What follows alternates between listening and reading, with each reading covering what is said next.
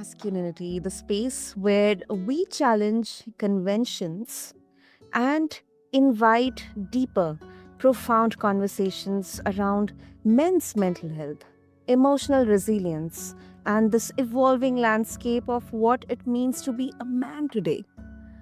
I'm your host Sana, and today's episode is one that is definitely close to my heart. We are diving into masculinity, initiation, and rites of passage, a conversation that will feel ancient yet urgently relevant in today's modern world. Joining me is someone who doesn't just study these rites, listeners, he lives them.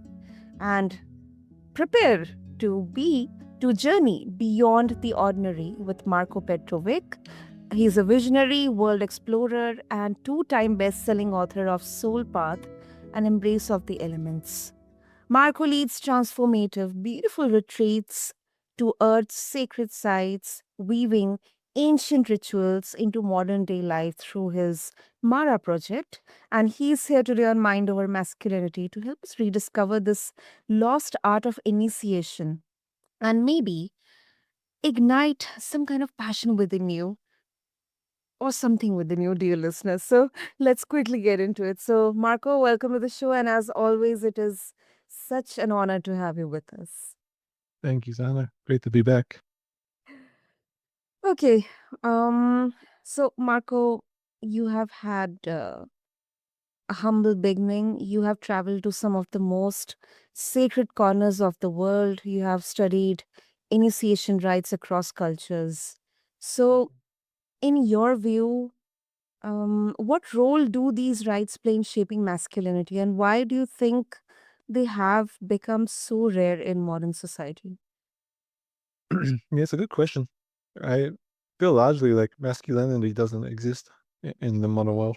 And what I mean when I say that is a lot of the practices, disciplines, rituals, rites of passage, initiations that we went through as men have been stripped away by modern day society, by the change of cultures. And uh, as a result of those cultures changing, the one thing that got left to the wayside was, particularly for men, rites of passage and initiation. And for me, a rite of passage or an initiation for a man is what actually has a boy become a man. So in today's day and age, we have a lot of boys running around like men because they are of that age, but they're still very boyish in their tendencies. Mm-hmm. I agree. I agree, and that really hits home. Um, so in your retreats and experiences, Marco, how have you seen modern men respond when they're finally given like a structured rite of passage and initiation? Does it like awaken something primal within them or something even Absolutely. unexpected?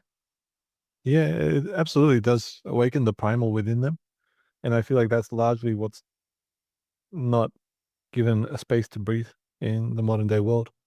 And primal, I guess different people have an association to that, but primal doesn't mean like aggressive or something like that, but it means alive. And it means in contact with that aspect of us that can be incredibly caring and incredibly dangerous when needed. So if I needed to defend my family from a threat, Mhm. that I could be dangerous and not have that part of myself suffocated.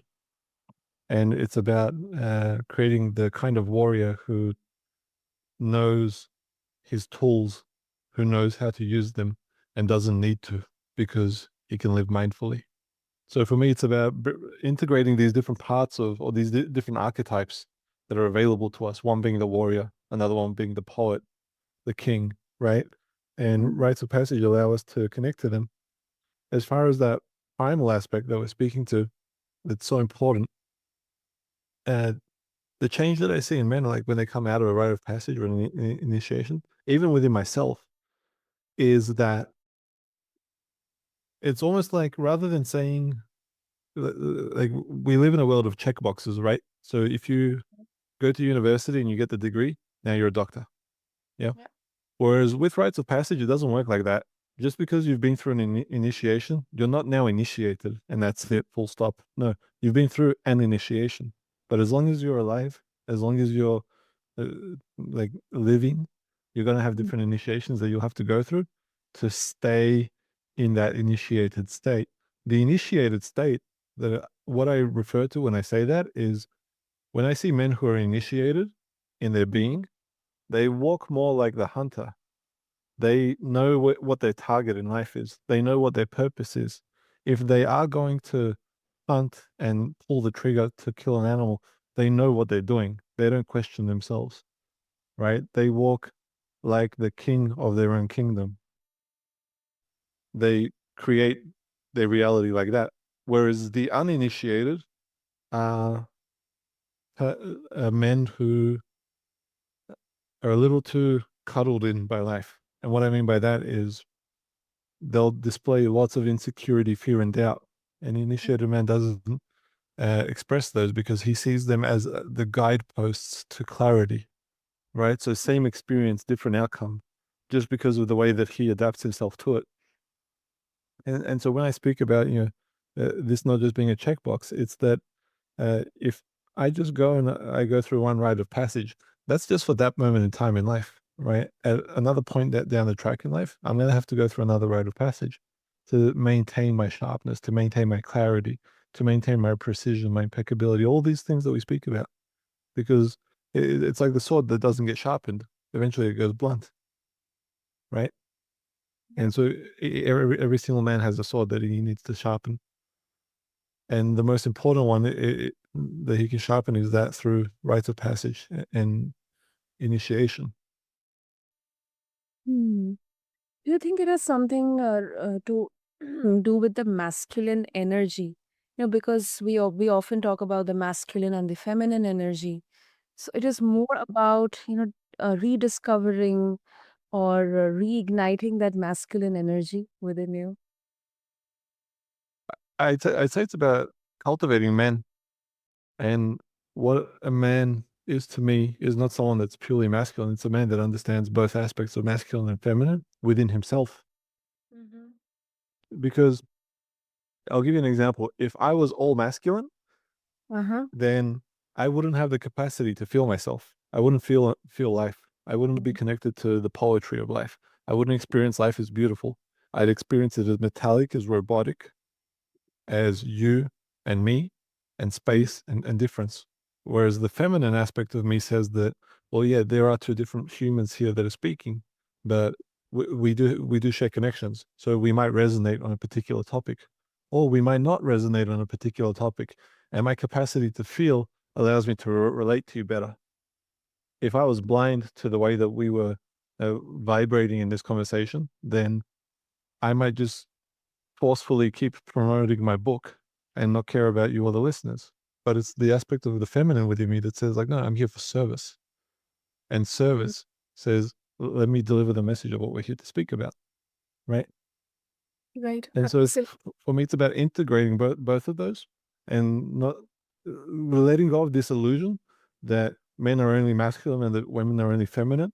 But we both have both of those energies that express themselves inside of us. We came from a man and a woman, right? So Mhm. those two energies had to come together for us to receive life. So by the nature of life, they're a part of us. And we can't shut ourselves, well, we can try to shut ourselves off from it, but it doesn't lead down a good road. And for me, I want people to be led down a good road. And the good road says, I came from both of these aspects, from both of these energies. So I have to know how to relate to both of them. Absolutely. I think this thought process it is so valid in the current context. Whether we talk about masculinity or feminism or anything like that, I think this is so valid in both the aspects. That yes, we come from both a man and a woman, and we do have that blend of these energies within us. Um, that is beautifully put, Marco. Beautifully put. Okay, now let's talk about your personal journey. So. um you have had such huge transformation in your journey. You sold your farm and you kind of rediscovered yourself. You visited all the sacred um places on earth. You connected with the ancestral energy. So all through these years, I know it's a bit, difficult question, but all through these years, how have your definition of being a man, or, we kind of say just man up, or masculinity has changed Mhm. through the years? How has it changed over the years? Yeah. I'd say if I was to give you a metaphor, it would be by dropping my armor and standing tall, standing erect. And what I mean by that is the armor that I speak about is like it's like the warrior who prepares himself for battle, Mhm. knowing he's going to get beaten up, and so he puts on extra layers to protect himself. And that to me isn't a warrior. A warrior is the one that says, "I'll give my life for this, and I'll go fight with my bare hands if I have to." Mhm. And so it was about that difference for me. And when I say standing tall, I mean about being erect in one's spine and being able to look straight on, being able to have my shoulders dropped, not tense, and being able to have my heart open, and being able to experience this channel of life that moves from the crown of my head through the third eye, through my nose, my lips, my throat, my heart, all the way down through my center and into the earth. And when I can experience myself standing like that, then I know I'm standing as a man. If I'm slouching when I'm sitting, if I'm carrying like aches and pains and feel like my shoulders are burdened with tension, I'm Mhm. carrying some kind of armor, trying to protect myself from something. But if I'm a man, then I know that I don't really need to protect myself from anything because I have the capacity to take care of myself. So I'm speaking to like some subtle differences here, but they're also very clear differences that we can experience. Yeah. And so for me, this journey of being a man has been more and more about how do I take off the armor that I'm wearing, and the armor is also pretending to be someone that I'm not. The armor is, um, I mean, I'll give you a common one in the world of business for men, Mhm. not being honest about where they're at. Mhm. Uh, Mhm. Sometimes in English they call them white lies, right? Yeah. Like I'll dress myself up a little bit. I'll make myself look look a little bit better so that I can impress other people around me. A real man doesn't need to do that because he's aware of the value that he carries within himself, and he's able to be truthful and respectful. And so for me, it's about like these uh, qualities that are very basic that people even refer to as old school. But for me, it's not old school. It's just common sense. Mhm. The best way I can relate to life is by letting go of all the armor, all the masks, all the illusions, and being real with myself.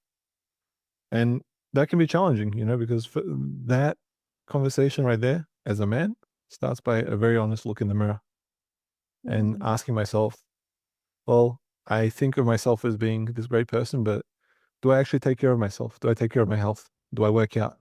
Do I stretch? Do I eat good food? Do I drink water? Do I hydrate? Do I think well about other people? And taking a look at every area of life. Do I use my money wisely to improve the quality of life that I and my family get to experience, or do I waste it on desire that doesn't last anything but a few seconds, Mm. right? And starting to have these really honest conversations with oneself, and it's just that conversation in the mouth that no one else needs to hear but myself. But when I when I had that conversation, that's when my life started to change, you know. And then I was able to bring that same clarity to other people. So nowadays, when people speak to me, many times they give the feedback that like they feel really clear after a conversation with me, and it's not because I'm anything special, but it is because I was willing to look at myself and be really honest about how I'm living my life and making the changes that I needed to make. Mm. Wow, that's quite deep, quite deep. Markov. And then you also speak about sacred masculinity, which I don't know, but to some it might sound like an outdated or even a controversial term. But how do you define sacred masculinity, and how can men reclaim a version of masculinity that feels both strong and compassionate? I mean, of course, you gave us, uh, you know, quite a hint as you answered the previous question, but I would, we all would love to know uh, much more about this. Yeah, it's a great question. Sacred masculinity to me, it's expressed through archetypes beautifully, right? So we can look at some, like some characters from well-known movies, for example. You think about Aragorn or Legolas from Lord of the Rings. You think about the main character in Gladiator, right? They're Mhm. all strong characters. They're like any man that's watched the movie would love to be one of those characters, right? And why? Yep. Well, because they're dangerous. They know how to use their weapons. They know what they stand for. They're willing to stand against the odds. Mhm. And all of that is based on their devotion. So when you look at I don't remember the words inscribed uh, in the second Gladiator from the first one, but he left some beautiful words that referred to one's devotion. When you look at Aragorn, it's his devotion to the oath that he made to protect the ring. It's his devotion to protect people, to protect his kingdom, even his kingdom where he had been outcast by others. So even though he was portrayed as an enemy for the first two movies, it wasn't until the Return of the King, right, the third one, where he came back and he claimed the crown that was rightfully his. And so sacred masculinity to me is that aspect, that connection to the intangible, the the aspects of life that aren't material, that aren't physical, because any anyone can build themselves up to be strong, right? You go to the gym, you eat certain kinds of food, you build up a physical structure. You can learn how to use your voice in a way that dominates other people, and you can be strong. But all of that without a connection to one's devotion is just Mhm. adding more layers of armor. Whereas this is the piece of the intangible, right? It's a fine line, but it's a very different outcome. And the fine line is, where's one's devotion at? What's the undercurrent of energy that I'm building this from? And so the undercurrent of energy is my intention. Am I in contact with my intention, or am I just doing things because I think it'll look cool on Instagram? I think people will like me. I think I'll get approval from certain people and all these things. Mm. And I'll give one other example that I feel is really valuable on just what I mentioned there Yeah. around doing things to gain the approval of others. I heard these beautiful words that said, most of us live a life reacting to the illusions that we have Mhm. about the illusions that other people have of us. So, what does that mean? It means I'm talking to you right now, Sana, and my mind will think that you think about me in a certain way. So, let me Mhm. respond to the way that I think that you think about me, none of which is real, Exactly. Yep. right? And people carry these burdens for a long time.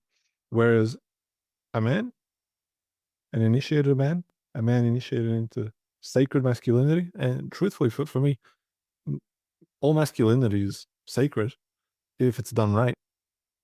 And being Mhm. done right is about this aspect of intentionality. And for me, the real man, he says, this is my life, this is my path of inspiration, and this is what I'm going to do.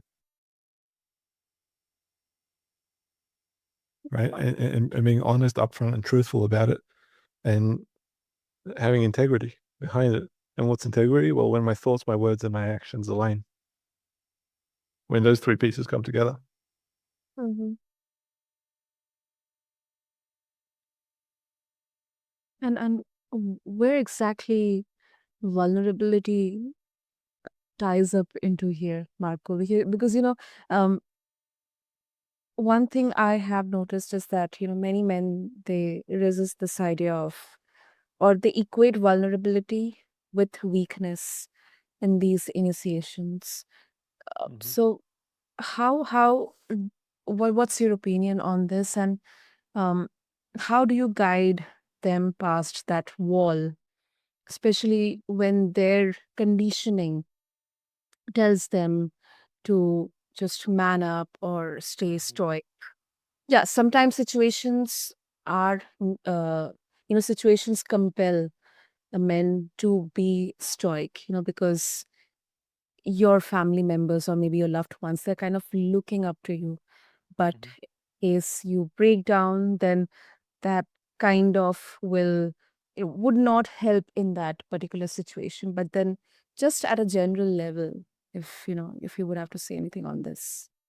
Yeah, I'd say that, I mean, there's a few threads of dialogue that you mentioned there that are valuable to deepen.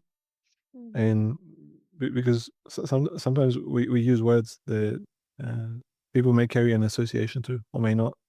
For me, vulnerability isn't breaking down. Vulnerability for me is about being in connection to the fragility of life. Mhm. So life is fragile. It's a very fragile thing. When we're born, we're naked, we cry, right? When the baby's born, and we're very fragile. Mhm. And that essence of life lives inside of us all along. So we might mature as time goes on, but that fragile aspect is always inside of us. There's always, like people speak about inner child's work, right? So that's Mhm. always there. And that's always real. But uh, breaking down is not mutually dependent on vulnerability. So I can be vulnerable without breaking down. And what I mean by that is like I am a rather stoic person. Like oftentimes people say to me that I have a poker face and that they can't read me and things like this. And that I am also very deeply connected to my vulnerability. Mhm. And that vulnerability for me is feeling life. Mhm. That means if I have an emotion, I feel it. I don't block it. But stoicism for me is actually beautiful in masculinity when done right, because stoicism allows me to feel, Mhm. to not react, but to respond. Mhm. Mhm. And so I'll give you an example. Mhm. Uh, an example is a man who gets so angry, he's furious, he's in rage. Mhm. The uninitiated man will go punch a wall. The uninitiated man will carry that rage and go abuse people on the road while in traffic. Yeah. The uninitiated man will look for some kind of violence because he doesn't know what to do with the energy. Now, here's the thing, that could be seen metaphorically as a storm, right? Mhm. When someone's in that rageful experience, they're in a storm. But who decides whether I am the eye of the storm or whether I am the storm itself? I do. No one decides for me. So if I'm the eye of the storm, what does that mean? It means that same energy that can punch through a wall, I can Mhm. use to punch through into the next layer of my life. Mhm. That same energy I can use to write songs. I wrote some songs about 7 or 8 years ago now. And during the time when I was writing an album, I wrote 8 songs. 4 of them were written thanks to someone who was very furious and ended up abusing me with their words and calling me all kinds of things and everything. And it had nothing to do with me. And had I been uninitiated, I would have started a fight Yeah. because I would have gotten offended and then we would have ended up beating each other up. Fortunately, I'd spent enough time around wise examples of men that allowed me to stay stoic, to not react, and take all that energy home with me. And then I sat down and I wrote 4 beautiful songs with it. And what has that expression of rage done as a result? Well, I have a lot of people that many times speak to me about how they have beautiful memories with some of those songs. Whereas had I taken the first option of just fighting, we both would have ended up with bruises. And that's it.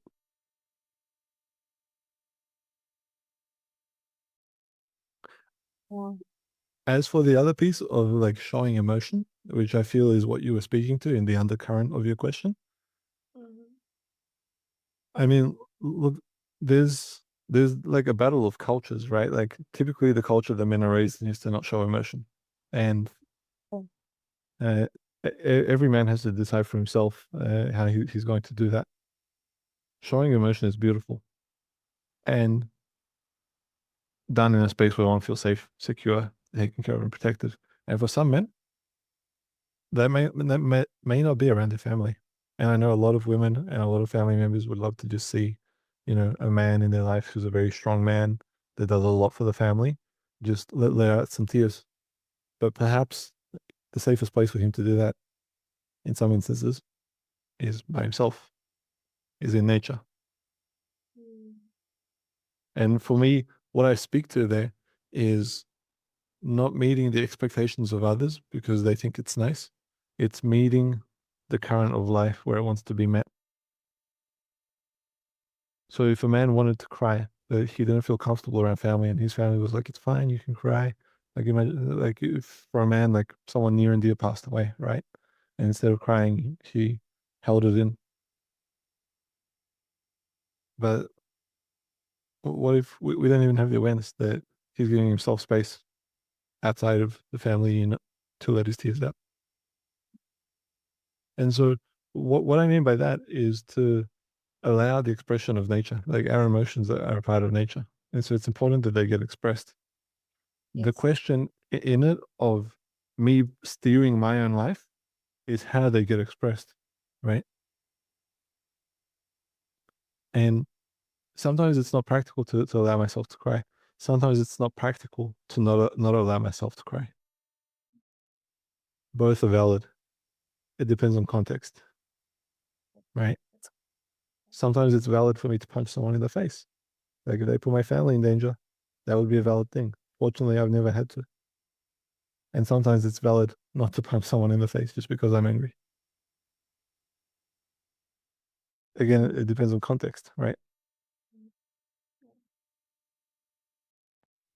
But I do feel definitely that there's space for men to allow themselves for the expression of emotion, to feel life a lot deeper, and to be in contact with vulnerability in the way that we've spoken about it here, so that they can experience the fullness of life. That's what it comes down to. Beautiful. Beautiful. Ah, great, great. And then, Marco, before we wrap up, what kind of ripple effects do you believe we would see in our communities or families globally if more men they are engaged in meaningful rites of passage today?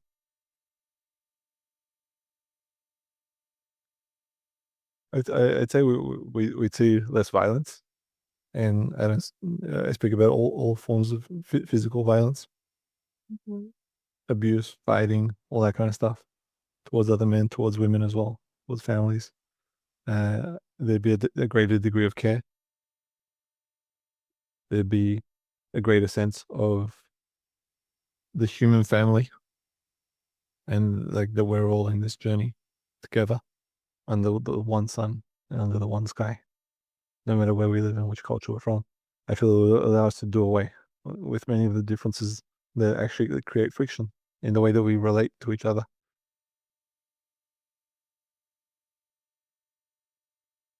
Well, And what's the ripple effect of that? Well, we'd have a society that thrives a lot better, right? And we'd have more men doing work that helps society construct itself in a way.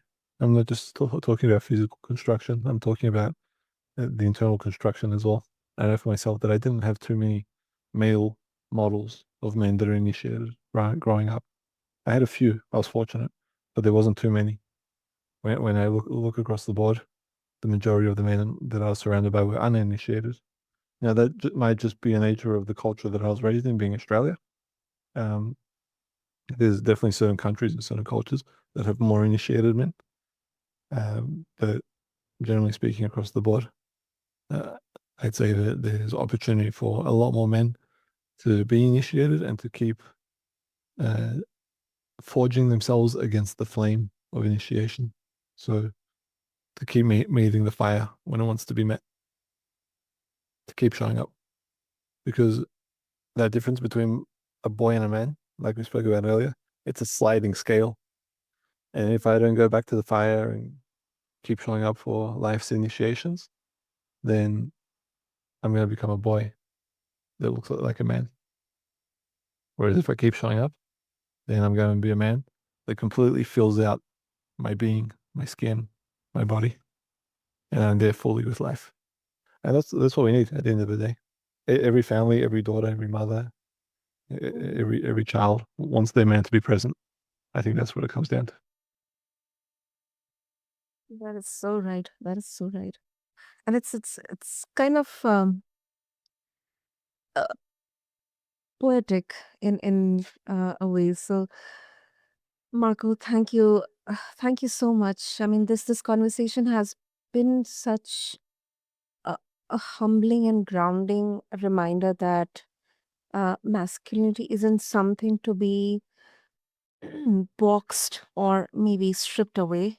It is definitely something to be, initiated and celebrated in all its sacredness. So, thank you for sharing your insights, your experiences, and giving us, something to definitely think about. Whether we are a man or a woman or anyone.